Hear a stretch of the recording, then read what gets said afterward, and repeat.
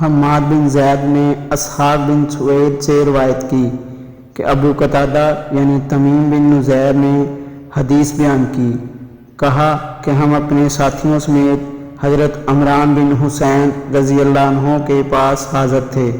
ہم میں بشیر بن کعب بھی موجود تھے۔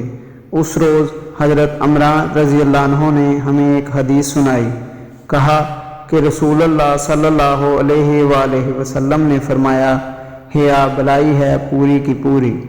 انہوں نے کہا، یہ الفاظ فرمائے، حیا پوری کی پوری بلائی ہے۔ تو بشیر بن کعب نے کہا، ہمیں کتابوں یا حکمت کے مجموعوں میں یہ بات ملتی ہے کہ حیا سے اطمینان اور اللہ کے لیے وقار کا اظہار ہوتا ہے، اور اس کی ایک قسم ضعیفی یعنی کمزور ہے۔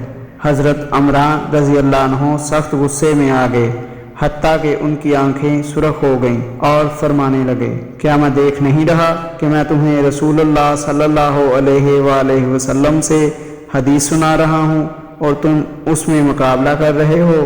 ابو قتادہ نے کہا، عمران نے دوبارہ حدیث سنائی اور بشیر نے پھر وہی کہا۔ اس پر عمران سخت غصے میں آ گئے۔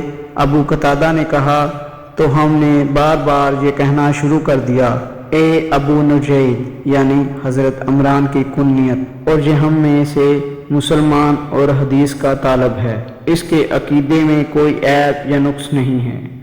صحیح مسلم حدیث نمبر 157۔